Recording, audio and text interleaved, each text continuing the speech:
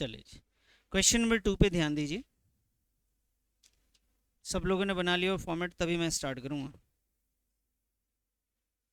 बना चुके? आइए, question number 2।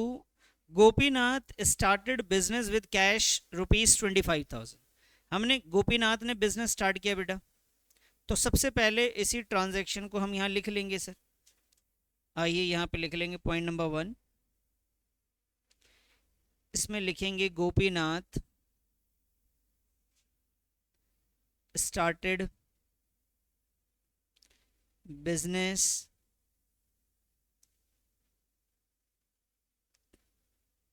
with cash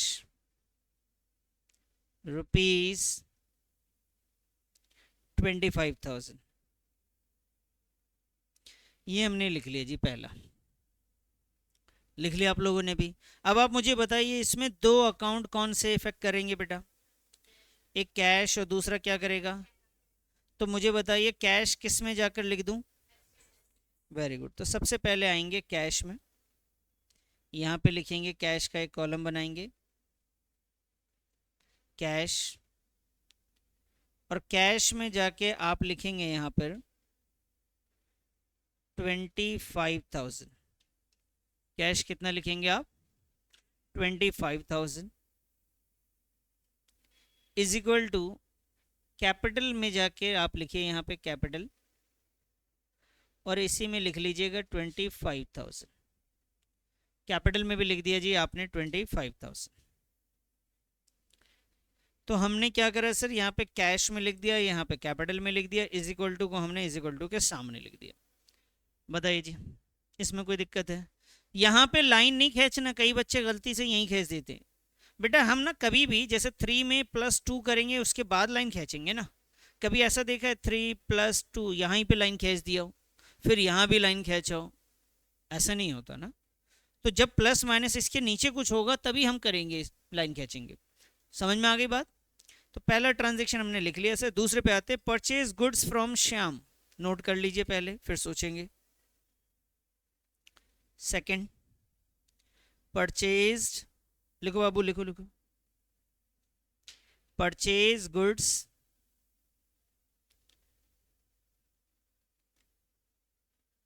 from Shyam, purchase goods from Shyam ₹10,000। Purchase goods from Shyam ₹10,000। अब बताइए इससे दो अकाउंट कौन से अकाउंट पे इफेक्ट डालेंगे? एक तो बेटा गुड्स खरीदेंगे तो आपका स्टॉक बढ़ेगा, हाँ या ना? बोलो ना। ठीक है जी, और इसमें नेम आ गया खरीदते वक्त, क्या बोलेंगे इसे? क्रेडिटर। क्रेडिटर भी प्लस होगा, ये एसेट्स में आएगा या लाइबिलिटी में? और स्टॉक एसेट्स। समझ में आ गई बात? तो यही है जी, सबसे पहले चलते हैं, गुड्स नहीं लिखना है, स्टॉक लिखना है। बेटा गुड्स सामान को कहेंगे, ठीक है। दुकान में जो सामान बचा हुआ है, बैलेंस पड़ा हुआ है, उसे स्टॉक कहेंगे। तो यहां पे हम लिखेंगे स्टॉक,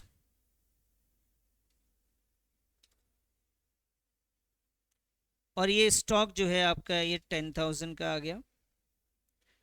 और जितना स्टॉक में आपने लिखा वहीं पे लाइबिलिटी में आप जाएंगे, लिखेंगे क्रेडिटर्स, और क्रेडिटर्स भी आ जाएगा सर आपका ये 10,000 का। दोनों साइड आपकी इक्वल होनी चाहिए, चेक कर लीजिए भाई, पहले वाले इक्वेशन में भी दोनों साइड इक्वल है, दूसरे वाले में भी दोनों साइड इक्वल है। अब आइए सर हम न्यू इक्वेशन निकालेंगे इसका। आइए बताइए जी, कैश की कैलकुलेशन करें। बताइए कैश में पहले 25 था, क्या कुछ प्लस माइनस हुआ? नहीं हुआ, तो अभी कितना बच रहा है बेटा? ये बच रहा है सर 25,000 ही बच रहा होगा। स्टॉक की वैल्यू कितनी बच रही है? यही 10,000 बच रही है, ये ध्यान रखना है, ऐसे देखना है हमें। क्रेडिटर में कितना बच रहा है बेटा? क्रेडिटर में बच रहा है यही 10,000। और कैपिटल में कितना बच रहा है सर? ये बच रहा है 25,000। इसे क्या बोलेंगे सर हम लोग? इसे बोलेंगे बेटा न्यू इक्वेशन। अब आइए सर थर्ड ट्रांजेक्शन, समझ में आई बात यहाँ तक? क्लियर है सभी को? बना पा रहे हो ना खुद से? ठीक। आइए जी थर्ड ट्रांजेक्शन रीड करते हैं बेटा ध्यान से। Sold goods costing, sold goods to Sohan, देखो नेम आ गया फिर से। हमने सामान बेचा है, किसको बेचा है? सोहन को बेचा है। Costing rupees 1800। भाई जो सामान मैंने सोहन को बेचा उसकी कीमत जो है, कॉस्ट प्राइस जो है वो 1800 का है, और सेल प्राइस कितने का है सर? ये है सेल प्राइस 1500 रुपये का, और एक्चुअल में इसकी कॉस्ट प्राइस कितनी है? 1800 रुपये। क्लियर है सर? तो आइए पहले तो इसको लिख लेते हैं, फिर बात करेंगे सोल्ड गुड्स को।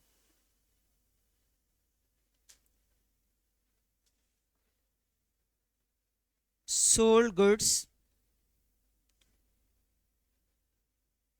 To Sohan costing rupees 1800 for rupees 1500। 1800 का सामान आपने 1500 रुपये में बेच दिया जी। 1800 का सामान आपने कितने में बेच दिया? 1500 रुपये में बेच दिया। इसमें आपके 3 अकाउंट है बेटा, ध्यान रखना। पहला आपका स्टॉक पे फर्क पड़ेगा। स्टॉक आपका क्या होगा? स्टॉक सेल प्राइस से माइनस होता है या कॉस्ट प्राइस से? कॉस्ट प्राइस कितना था बेटा? 1800। अब बताइए कस्टमर से कितने पैसे मांगेंगे आप?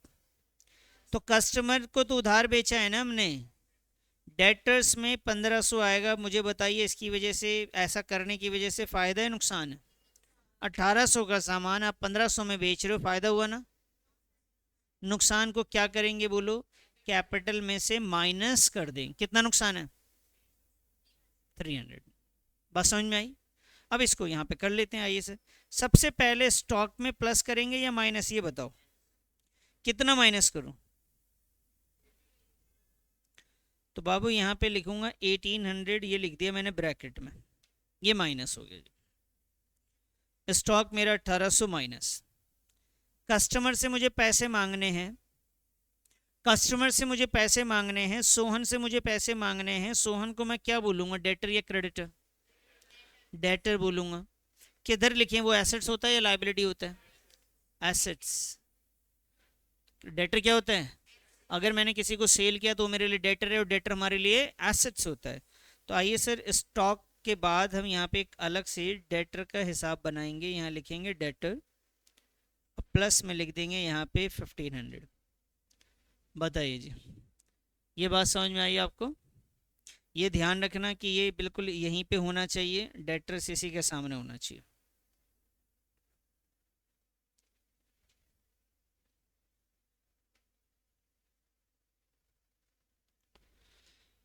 ठीक है जी। अब बताइए 1800 का सामान आपने 1500 में बेचा, आपको फायदा हुआ नुकसान हो गया?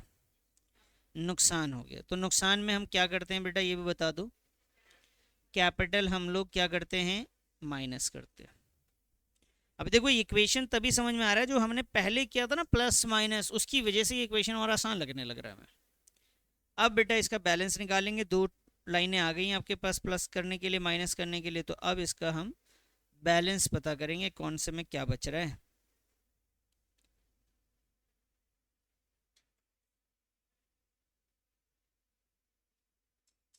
न्यू इक्वेशन, न्यू इक्वेशन में बेटा ये आएगा आपका प्लस में 25,000। 10,000 में से 1800 गए तो 8,200। कहीं पे गलत हो जाए तो करेक्ट कर लेना मेरे को। 1500 ये है। इस इज इक्वल टू में अगर मैं देखूं इसका, तो ये तो 10,000 है, इसमें कोई चेंज नहीं है। कैपिटल की अगर बात करूं मैं, तो ये आया जी 24,700 रुपये, क्योंकि कैपिटल माइनस हो रहा था तो 24,700 आ रहा है। आप चेक करना चाहो दोनों साइड को तो आराम से कर सकते हो। इधर 1800 माइनस में था, 1500 प्लस में था, तो इसका नेट इफेक्ट -300 है। इधर भी माइनस का 300 है। ठीक है जी, बताइए जी, समझ में आ गई बात? ये तीनों लाइनें आ गई, क्लियर है ये? अब आइए बताओ बेटा, समझ में आया ना ये इतना? चलिए नेक्स्ट बताइए क्या लिखा हुआ fourth, Gopinath withdrew from business. Gopinath कौन है बेटा? गोपीनाथ वो बंदा जिसने बिजनेस को स्टार्ट किया था और वो बिजनेस से पैसे निकाल रहा है, तो इसे क्या बोलेंगे? ड्राइंग्स बोलेंगे ना। चलो पहले लिख लेते हैं फोर्थ को, आप भी लिखिए साथ में।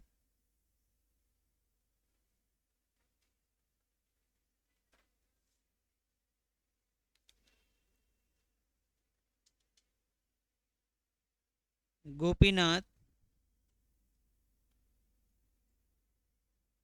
withdrew from business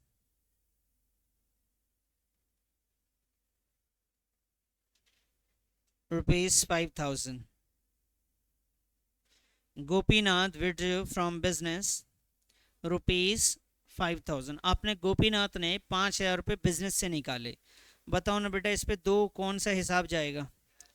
cash plus या माइनस? और बताओ। कैपिटल भी, क्योंकि ऑनर जब बिजनेस से पैसा निकालता है उसे ड्राइंग कहते हैं, ड्राइंग की वजह से कैपिटल कम होगा। तो आइए जी कैश और कैपिटल को कम कर दे, लिखने की जरूरत नहीं है, ये तो पहले से लिखा हुआ है कैश और कैपिटल। तो कैश में से कितना माइनस करूं बताइए? 5,000 मुझे माइनस करने हैं, और साथ में मुझे कैपिटल में से भी कितना माइनस करना है? 5,000 मुझे माइनस कर देना है।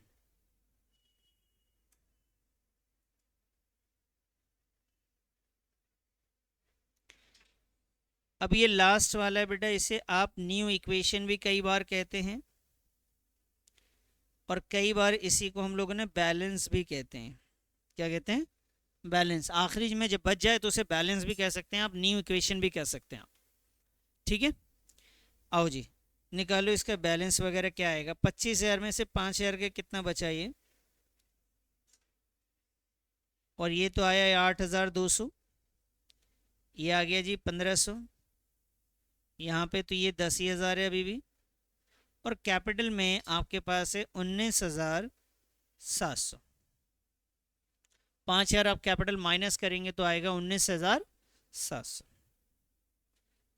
बताओ बेटा कोई दिक्कत है यहाँ तक?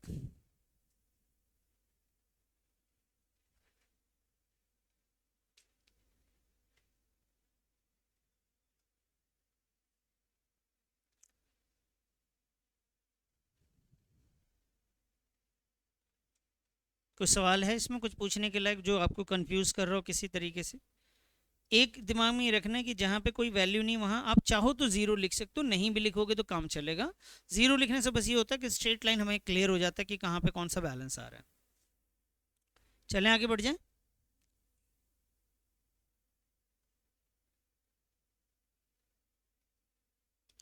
हो गया बेटा? आइए जी क्वेश्चन नंबर 3 अभी नहीं कर रहे हम लोग, बाद में करेंगे। पहले हम लोग आते हैं क्वेश्चन नंबर 5 पे। Question number 5,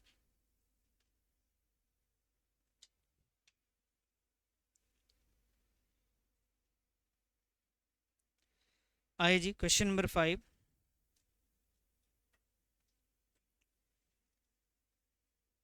prepare accounting equation, पहले फॉर्मेट बना लीजिए, 3 ही ट्रांजेक्शन है, फटाफट कर लेंगे इसको। फॉर्मेट बनाइए बेटा। हाँ जी क्वेश्चन नंबर 5 का फॉर्मेट। अब आइए क्वेश्चन नंबर 5 में, started business with cash ₹1 lakh. कह रही जी देखिए इस बार बिजनेस जो स्टार्ट हुआ है कैश उसमें 1 लाख आया, गुड्स कितना आया बेटा? 20,000 कैश हमारे पास 1 लाख आया और गुड्स कितना आया? 20,000 का गुड्स आ गया। तो कैश 1 लाख का है, गुड्स कितने का है? 20,000 का। तो ये लिख लेते हैं बेटा पहले तो हम लोग।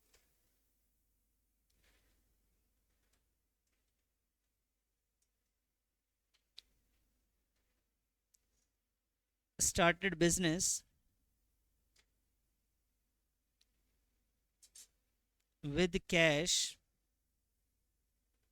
₹1 lakh and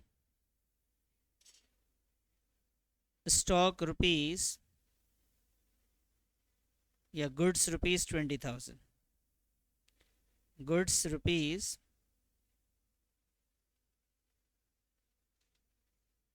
तो ये क्वेश्चन ने बताया आपको कि भाई जब आप ने बिजनेस स्टार्ट किया तो दो बातें थी इसमें।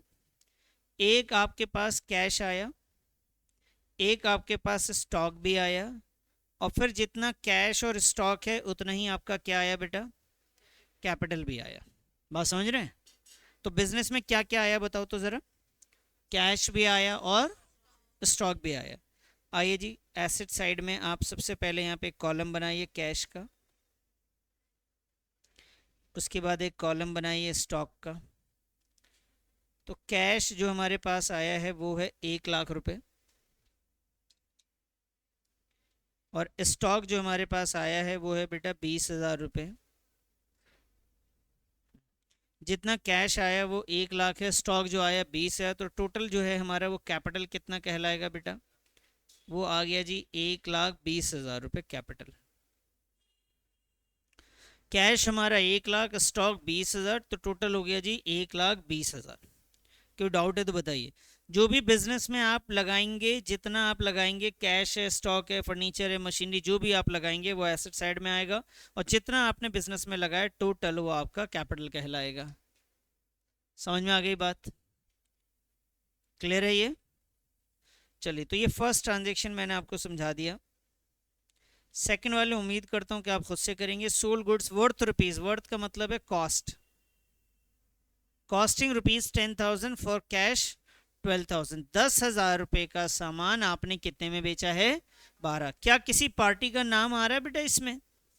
तो इसका मतलब क्या आया आपके पास, कैश, और ऊपर से बताया भी है कि कैश मेरे पास 12,000 रुपये है। बनाइए तो खुद से कोशिश कीजिए, फिर मैं करता हूँ। सोल्ड गुड्स वर्थ रुपीज 10,000, पहले यहाँ लिख लेते हैं। Sold goods worth rupees 10,000 for rupees 12,000। कह रही जी 10,000 का सामान हमने 12,000 रुपये में बेचा है। Very good. अगर आपने 10,000 का सामान 12,000 में बेचा है तो आपके पास से टोटल 10,000 का सामान जाएगा। स्टॉक कितना जाएगा सर? ये 10,000 का स्टॉक आपके पास से जाएगा जी। और कितना कस्टमर पैसा देगा बेटा? 12,000 रुपये मैं कस्टमर से लूंगा। मेरे लिए नुकसान है या फायदा, ये बता दो।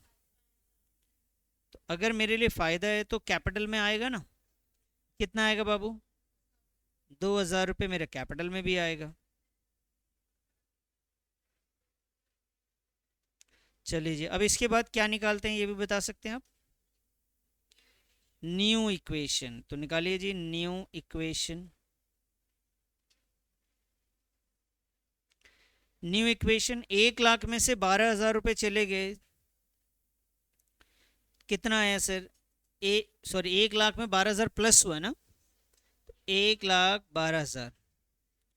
20,000 में से 10 गया बेटा, कितना आया? 10,000। और 1,20,000 में प्लस 2,000 हुआ तो कितना आया? 1,22,000। अब मुझे बताइए दोनों साइड इक्वल है कि नहीं। 1,12,000 प्लस 10,000 इज इक्वल टू 1,22,000, और इस साइड भी कितना है? 1,22,000 ही है। क्लियर है बिल्कुल? तो ये हो गया। अब आइए सर थर्ड इक्वेशन पे आ जाए। थर्ड में लिखा हुआ है purchase furniture on credit rupees 30,000। तो पहले इसे लिख लेते हैं फिर समझेंगे।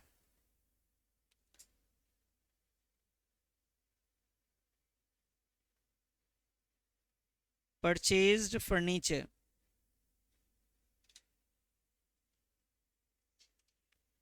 Purchased furniture on credit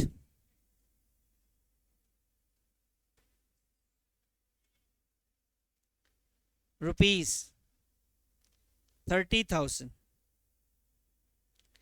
purchase furniture on credit rupees 30,000 कि जी हमने फर्नीचर खरीदा है 30,000 रुपये का क्रेडिट पे। हमने फर्नीचर खरीदा है 30,000 रुपये का क्रेडिट पे। बताइए फर्नीचर आएगा या जाएगा? फर्नीचर तो आएगा। किस में आएगा बेटा? एसेट्स में। तो आइए जी एसेट्स में लिखते हैं यहाँ पे फर्नीचर। और फर्नीचर हमने यहाँ पे लिख लिया जी 30,000 रुपये। तो फर्नीचर हमारे पास 30,000 रुपये आ गया जी। अब ये बताइए इस फर्नीचर के लिए क्या आपने कैश कोई पेमेंट किया है? कैसे परचेज किया आपने इसे? क्रेडिट पे परचेज किया। तो क्रेडिट पे परचेज करेंगे तो आपके लिए तो लाइबिलिटी होगी ना बेटा। और ध्यान रखना, गुड्स अगर आप परचेज करेंगे, ध्यान से सुनना मेरी बात को, अगर आप गुड्स परचेज कर रहे हैं क्रेडिट पे तो उसे हम क्रेडिटर बोलते हैं, इसको भी हम क्रेडिटर बोलते हैं, लेकिन गुड्स वाले कैटेगरी में इसको साथ में नहीं रखते, हम अलग रखते हैं, जिससे हम पहचान सके कि इससे मैंने गुड्स खरीदा है, इससे मैंने कोई और सामान खरीदा है। बात समझ रहे हैं? तो इसलिए जब आप गुड्स के अलावा कुछ और क्रेडिट पे परचेज करेंगे तो आप यहाँ पे उसके आगे लिखेंगे वेंडर। क्या लिखेंगे? Vendor for furniture.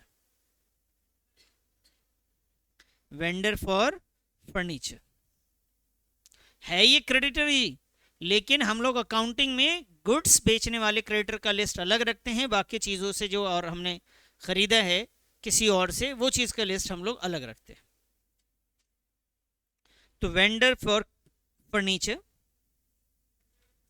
और यहाँ पे भी वैल्यू आ गई जी आपके 30,000 रुपये। ये भी दोनों साइड हमारा इक्वल है या नहीं है चेक कर लीजिएगा आप।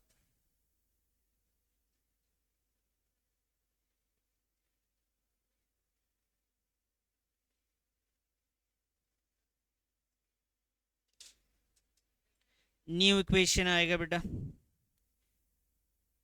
11,200 प्लस 10,000 प्लस 30,000 प्लस 30 और 1,22,000। दोनों साइड इक्वल होना चाहिए, चेक कर लीजिएगा ज़रूर। 1,52,000 इधर भी है तो 152 आपके यहाँ भी होने चाहिए।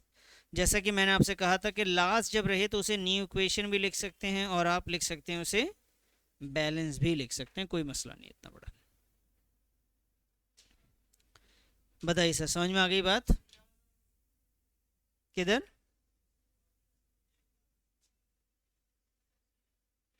ये वाला ना ज़ीरो में खा जाता हूँ यार, पता नहीं क्यों। कोई बात नहीं। अच्छा तुम्हें लग रही होगी नालायक हो। चलो हो गया जी, समझ में आ गया। कौन सा किया हमने? इलस्ट्रेशन नंबर, क्वेश्चन नंबर 5 कर लिया ना। आइए जी, एक बढ़िया सा क्वेश्चन है हमारे पास, क्वेश्चन नंबर 6। फटाफट फॉर्मेट बनाइए और खुद से स्टार्ट करिए पहले।